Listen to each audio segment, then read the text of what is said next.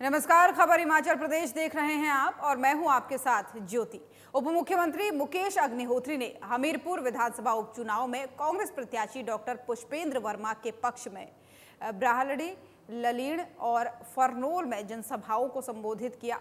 साथ ही कांग्रेस के पक्ष में आपको बता दें कि वोट करने की अपील वो यहां पर करते हुए नजर आए। उन्होंने विपक्षी नेता पर निशाना साधा और कहा कि जब से जयराम ठाकुर लोकसभा चुनाव में कंगना के साथ गिरे तब से एक ही बात बोल रहे हैं, ये सरकार गिरेगी। उन्होंने कहा कि हिमाचल में कांग्रेस की सरकार स्थिर और मजबूत है और अपना 5 साल का कार्यकाल पूरा करेगी। वहीं बीजेपी जनता को गुमराह कर रही है, इसका जवाब बीजेपी को 13 जुलाई को मिलने वाला है। कहते हैं कि सरकार गिरेगी। अभी पीछे लोकसभा के चुनाव चले हुए थे, वो कंगना के साथ चले हुए थे। कंगना के साथ चले चले वो गिर गए, कंगना ऊपर से निकल गई। तब से वो एक ही बात बोलते हैं, गिरेगी गिरेगी गिरेगी, एक ही बात बोलते हैं, गिरेगी। उनका तकिया कलाम हो गया, जहां भी जाते हैं गिरेगी। अरे भैया, आपने कहा था 4 को गिरेगी, 4 को तो गिरी नहीं, अब कहते 13 को गिरेगी। अरे 13 को जो है, यहां से हमारे डॉक्टर साहब एमएलए बन के जाएंगे। हमारी सरकार अगले 42 महीने। और एक बात मैं वैसे भी समझता हूं कि ऊपर वाले का फैसला होता है। इस बार जब डॉक्टर टिकट मांगने आया कि मेरे को टिकट दे दो, मैंने कहा पहले कुंडली लेके आ यार। और हिमाचल प्रदेश में उपचुनाव को लेकर के इन दिनों आरोप प्रत्यारोप की राजनीति बढ़ गई है। आपको बता दें कि उपचुनाव को लेकर के जयराम ठाकुर ने कहा कि कांग्रेस के जो लोग सवाल पूछते हैं कि सरकार कैसे बनेगी, वही लोग पहले पूछते थे कि राज्यसभा में कैसे जीतेंगे। जब आपके पास संख्या बल ही नहीं है, भारतीय जनता पार्टी के प्रत्याशी हर्ष महाजन ने चुनाव जीता और 1.5 साल में कांग्रेस ने विकास का कोई भी काम नहीं किया। आपको बता दें कि उन्होंने कहा कि आज प्रचार के लिए जहां भी जा रहा हूं, सभी सड़कें पक्की हैं, ये बीजेपी सरकार की ही देन है। सबसे बड़ी बात है कि 18 महीने में नालागढ़ में एक भी पैसे का काम नहीं। बीबीएनडीए को हम 50 करोड़ रुपए ईयरमार्क बजट होता था हमारा, और जिसमें से बहुत बड़ा पोर्शन नालागढ़ विधानसभा क्षेत्र के विकास के लिए लगता था, लेकिन वो पैसा बंद कर दिया। कितना, शायद 2 लाख रुपए दिया, बाकी पैसा ही बंद कर दिया। विकास करना है तो कैसे करना है? आज यहाँ पर आप देख रहे हैं कि सड़कें, चाहे वो 4 लेन थी, वो भारतीय जनता पार्टी की देन है, चाहे वो आपके इधर से स्वार घाट से नालागढ़ की सड़क जिसकी हालत बहुत ख़राब थी, वो भारतीय जनता पार्टी की सरकार ने बना करके तैयार की, बहुत बढ़िया सड़क बना करके। आज मैं नालागढ़ विधानसभा क्षेत्र में जहाँ भी घूम रहा हूँ तो पक्की सड़क से जा रहा हूँ, पक्की सड़क से आ रहा हूँ, तो स्वाभाविक रूप से बहुत काम हुआ है, लेकिन फिर भी उसके बावजूद विकास की जरूरत अभी भी।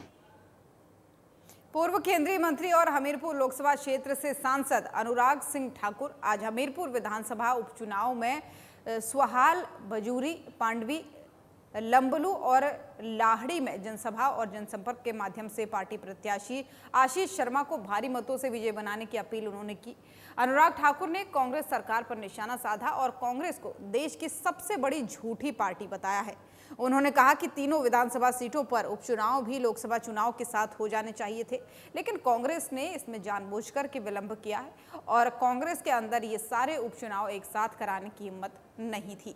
कांग्रेस ने ये 3 उपचुनाव जो हैं अलग करा करके प्रदेश पर कर्ज का बोझ डाला है। आगामी 10 जुलाई को जनता को तय करना है कि उन्हें कैसी सरकार चाहिए। अनुराग सिंह ठाकुर ने कहा साथ ही कि बीजेपी के विकास के आगे कांग्रेस कहीं भी नहीं खड़ी होती है।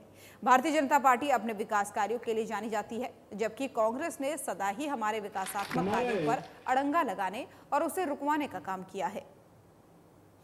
चल रहा है, जिताना है सबको।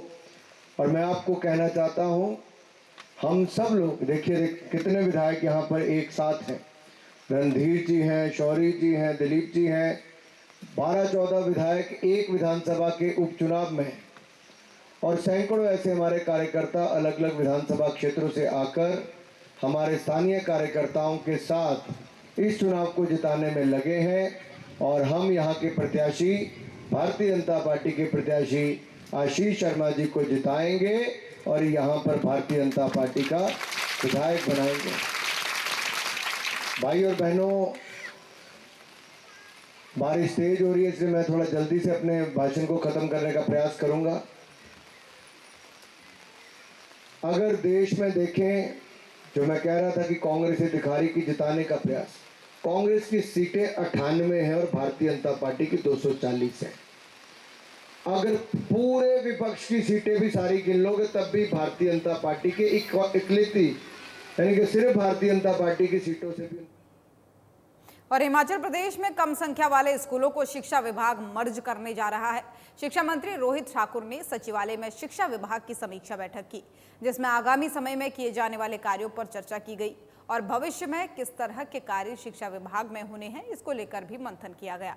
साथ ही बैठक के बाद शिक्षा मंत्री ने कहा कि प्रदेश में कुछ गुणवत्ता की शिक्षा मिले, इस पर सरकार कार्य कर रही है और आज समीक्षा बैठक कर फीडबैक भी लिया गया है। साथ ही उन्होंने कहा कि प्रदेश में 16,000 के करीब शिक्षकों के पद खाली हैं और बीते वर्ष सरकार ने 6,000 पदों को भरने की मंजूरी दी थी, जिसमें 2200 टीजीटी के पद भरने की प्रक्रिया चल रही है और इसी सप्ताह उनकी नियुक्ति भी कर दी जाएगी।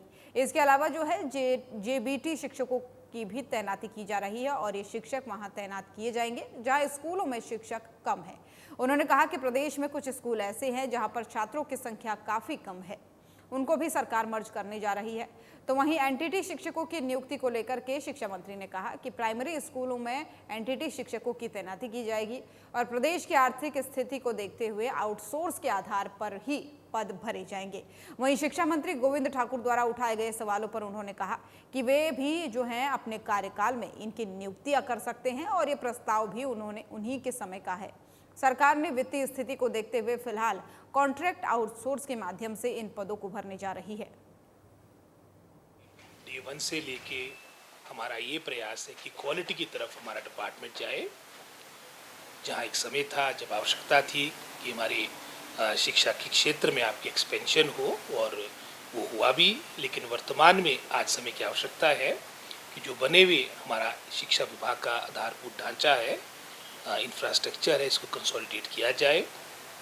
इससे संबंधित जो हमने निर्णय पहले लिए थे उसका रिव्यू किया गया और भविष्य में क्या किया जा सकता है इस और भी विस्तार से चर्चा हुई और ये रूटीन बैठक थी, क्योंकि आप जानते हैं पहले इलेक्शन का दौर रहा, बीच में मैं भी नहीं था और अभी भी वर्तमान में हमारे 3 जगह आपके उपचुनाव हैं। तो ये सारी बातों को लेकर और भविष्य में कौन कौन से हमारे मैटर्स कैबिनेट में जाने हैं ये विभाग ने।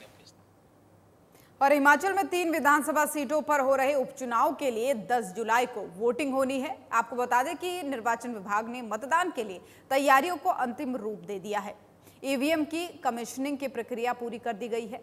वहीं मुख्य निर्वाचन अधिकारी मनीष गर्ग ने कहा कि सारी तैयारियां हो चुकी हैं।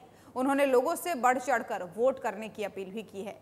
होम वोटर्स के मतदान की प्रक्रिया पूरी की जा चुकी है और 3 विधानसभा क्षेत्रों में होने वाले उपचुनाव में कुल 2,55,417 सामान्य और 3,923 सेवा अर्हता मतदाता अपने मताधिकार का प्रयोग करेंगे। वहीं नालागढ़ विधानसभा क्षेत्र में सबसे अधिक 93,831, देहरा में 84,694 और हमीरपुर में 76,892 सामान्य मतदाता हैं और देहरा में सबसे अधिक 1,826, हमीरपुर में 1,173 जबकि नालागढ़ में 924 सेवा अर्हता मतदाता हैं।